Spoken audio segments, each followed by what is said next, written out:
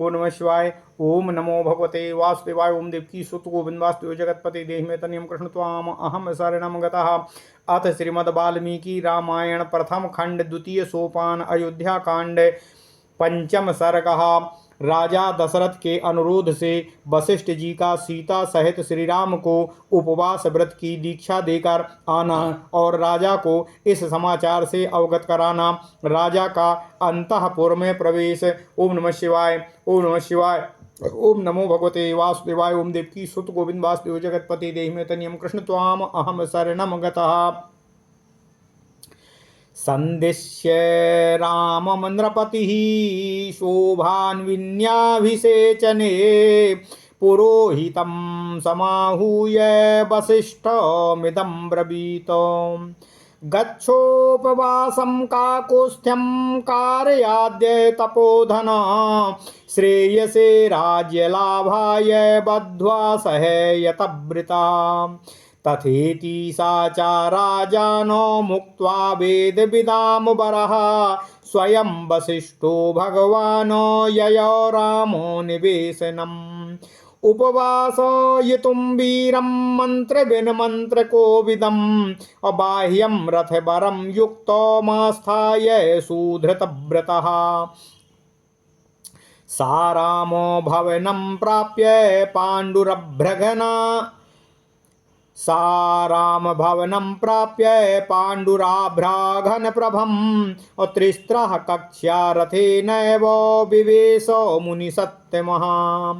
तमागतमृषिं रामस्त्वरन्निव ससम्भ्रमम् और मानयिष्यन् सामानार्हं निश्चक्राम निवेशनातो।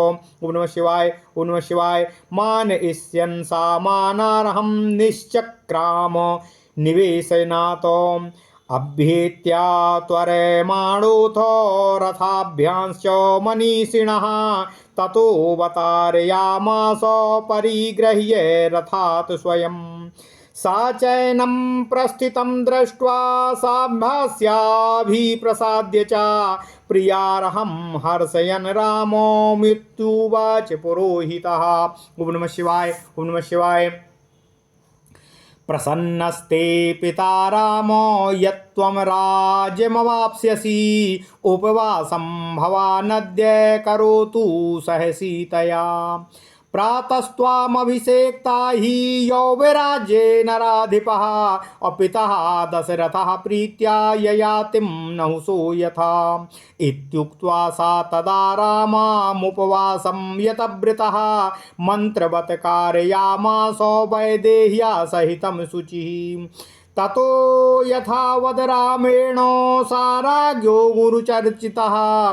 ततो यथावद रामेण सा राज्ञो गुरुरर्चितः अभ्यनुज्ञाप्य काकुत्स्थं ययो रामो निवेशनातो। असुहृद्भिस्तत्र रामोऽपि सहासीनः प्रियं वदय सभाजितो विवेशाथो ताननुज्ञाप्य सर्वशः।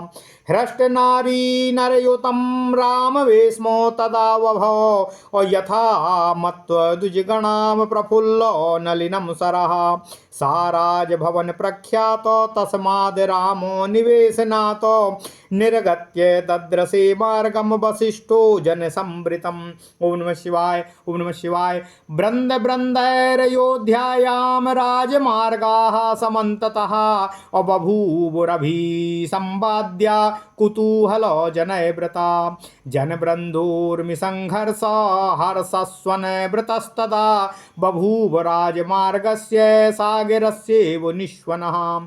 सिक्तसम्भ्रष्टरथ्या हि तथा च वनमालिनी आसीदयोध्यां ततः समुच्छितो ग्रहध्वजाः। तदा ह्यायोध्यानिलयः सस्त्रीबालाकुलो जनः रामाभिषेकमाकाङ्क्षन्नान् काञ्क्षन्नुदयं रवे। प्रजालङ्कारभूतं च जनस्यानन्दवर्धनम् उत्सुको भूजनो द्रष्टुं तमयोध्या महोत्सवम्। एवं तज्जनसम्बान्धं राजमार्गं पुरोहितः व्यूहन्निवजनौघं तं शनैराजो कुलं यये। सिताभ्राशिखिरप्रख्यं प्रसादमधिरुह्य च समीयाय नरेन्द्रेण शक्रेणेव बृहस्पतिः। ओम नमः शिवाय, ओम नमः शिवाय, ओम नमः शिवाय। तमागतमभिप्रेक्ष्य हित्वा राजासनं नृपः पप्रच्छ स्वामतं तस्मै कृतमित्याभिवेदयत्। तेन चैव तदा तुल्यं सहासीना सभासदः आसनेभ्यः समुत्तस्थु पूजयन्तः पुरोहितं।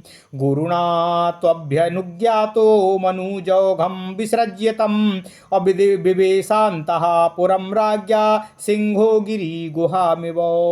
तदाग्रवेश प्रमदजा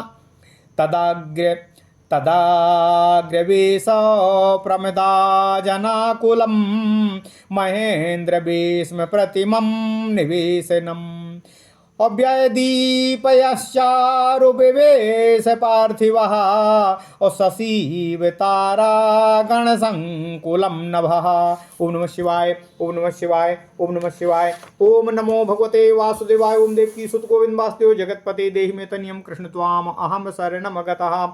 अथ श्रीमद् वाल्मीकि रामायण प्रथम खंड द्वितीय सोपान अयोध्या कांड पंचम सर्ग। पांचवा सर्ग।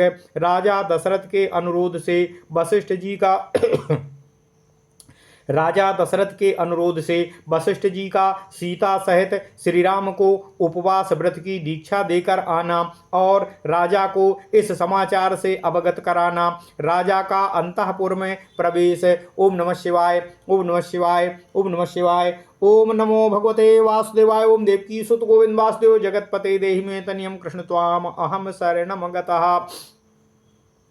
महाराज दशरथ जी का सभासदों के अनुमोदन के उपराज राम के राज्याभिषेक के संबंध में राम को उपदेश देना तथा राज्य संचालन की क्रियाविधि से अवगत कराते हुए उन्हें उनके महल में जाने का आदेश देना। तदुपरांत राजा दशरथ जी द्वारा वशिष्ठ जी को राम के पास भेजकर उन्हें और सीता को उपवास व्रत की दीक्षा देना। उसके आगे जब महाराज दशरथ श्री रामचंद्र जी को दूसरे दिन होने वाले अभिषेक के विषय में आवश्यक संदेश दे चुके, तब अपने पुरोहित और गुरु वशिष्ठ जी को बुलाकर उनसे इस प्रकार अनुरोध किया।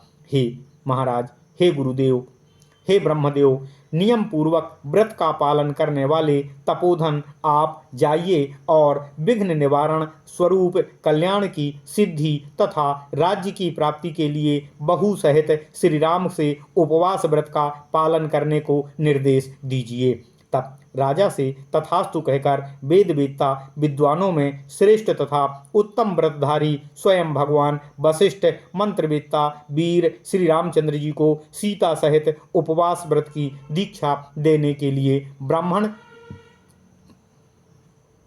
के चढ़ने योग्य जुते जुताए श्रेष्ठ रथ पर आरूढ़ होकर श्री रामचंद्र जी के महल की ओर प्रस्थान किए। भगवान श्री राम का भवन श्वेत बादलों के समान उज्ज्वल था। उनके पास पहुंचकर मुनिवर वशिष्ठ जी ने उनकी 3 ड्योढ़ियों में रथ के द्वारा ही प्रवेश किया। वहां पधारे हुए उन सम्माननीय महर्षि का सम्मान करने के लिए प्रभु श्री राम जी भी बड़ी ही उतावली के साथ वेगपूर्वक महल से बाहर निकल उनकी आगवानी की। उन मनीषी महर्षि के रथ के समीप शीघ्रता पूर्वक पहुंचकर भगवान श्री राम ने स्वयं उनका हाथ पकड़कर उन्हें रथ से नीचे उतारा। भगवान श्री राम प्रिय वचन सुनने के योग्य थे। उन्हें इतना विनीत देखकर पुरोहित जी वशिष्ठ जी ने कहा, हे वत्स, यह कहकर पुकारा और उन्हें प्रसन्न करके उनका हर्ष बढ़ाते हुए इस प्रकार कहा, हे श्री राम, तुम्हारे पिता तुम पर बहुत ही प्रसन्न हैं, क्योंकि तुम्हें उनसे राज्य प्राप्त होगा। अतः आज की रात में तुम वधू सीता के साथ ही उपवास व्रत का आरंभ करो। हे रघुनंदन, जैसे नहुस ने ययाति का अभिषेक किया था, उसी प्रकार तुम्हारे पिता महाराज दशरथ कल प्रातः बड़े ही प्रेम से तुम्हारा युवराज पद पर अभिषेक संपन्न करेंगे। ऐसा कहकर उन व्रतधारी एवं पवित्र महर्षि ने मंत्रोच्चारण पूर्वक सीता सहित श्री राम को उस समय उपवास व्रत की दीक्षा दी। इसके बाद श्री रामचंद्र जी ने महाराज के भी गुरु वशिष्ठ का यथावत पूजन किया। फिर वे मुनि श्री राम की अनुमति ले उनके महल से बाहर निकले। श्री राम भी वहाँ क्षमा कीजिएगा। प्रभु श्री राम भी वहाँ प्रिय वचन बोलने वाले सुहृदों के साथ कुछ देर तक बैठे रहे। फिर उनसे सम्मानित हो उन सब की अनुमति ले पुनः अपने महल के भीतर प्रवेश कर गए। उस समय प्रभु श्री राम का भवन हर्षोत्फुल्ल नर नारियों से भरा हुआ था और मतवाले पक्षियों के कलरव से युक्त खिले हुए कमल के तालाब के समान शोभा पा रहा था। राजभवन में श्रेष्ठ प्रभु श्री राम के महल से बाहर आकर वशिष्ठ जी ने सारे मार्ग मनुष्यों की भीड़ से भरे हुए देखे। अयोध्या की सड़कों पर सब ओर झुंड के झुंड मनुष्य को प्रभु श्री राम के राज्याभिषेक को देखने के लिए उत्सुक थे। खचाखच भरे हुए वे सारे राजमार्ग उनसे घिरे हुए थे। जम समुदाय की लहरों के परस्पर टकराने से उस समय जो हर्षध्वनि ध्वनि प्रकट होती थी उससे व्याप्त हुआ राजमार्ग का कोलाहल समुद्र की गर्जना की भांति सुनाई दे रहा था। उस दिन वन और उपवनों की पंक्तियों से सुशोभित हुई अयोध्यापुरी के घर घर में ऊंची ऊंची ध्वजाएं फहरा रही थीं। वहाँ की सभी गलियों और सभी सड़कों को झाड़ू से बुहार कर वहाँ जल का छिड़काव किया गया जिससे धूल आदि ना उठे। स्त्रियों और बालकों सहित सभी अयोध्यावासी जन समुदाय प्रभु श्री राम के राज्याभिषेक को देखने की इच्छा से उस समय शीघ्र ही सूर्योदय होने की कामना कर रहे थे। अयोध्या का वह महान उत्सव प्रजाओं के लिए अलंकार रूप और सब लोगों को आनंद को बढ़ाने वाला था। वहाँ के सभी मनुष्य उसे देखने के लिए बहुत ही प्रफुल्ल चित्त और उत्कंठित हो रहे थे। इस प्रकार मनुष्यों की भीड़ से भरे हुए राजमार्ग पर पहुंचकर पुरोहित जी उस जनसमूह को एक ओर करते हुए धीरे धीरे राजमहल की ओर प्रवेश कर गए। श्वेत जलद खंड के समान सुशोभित होने वाले महल के ऊपर चढ़कर वशिष्ठ जी राजा दशरथ से उसी प्रकार मिले जैसे बृहस्पति देव इंद्र जी से मिलते हैं। ओम नमः शिवाय। और उन्हें आया हुआ देखकर राजा सिंहासन छोड़कर खड़े हो गए और पूछने लगे, हे मुनि, क्या आपने मेरा अभिप्राय सिद्ध किया है? हे वशिष्ठ जी, आप मुझे बतावें। वशिष्ठ जी ने उत्तर दिया कि हे राजा, मैंने आपके प्रभुता के अभिप्राय को राम से संपन्न कराने हेतु उन्हें निर्देशित कर दिया है और उन्हें दीक्षा प्रदान कर दी है। उसके साथ ही उस समय वहाँ बैठे हुए अन्य सभासद भी पुरोहित का समादर करते हुए अपने अपने आसनों से उठकर खड़े होकर महर्षि वशिष्ठ जी का अभिवादन किए।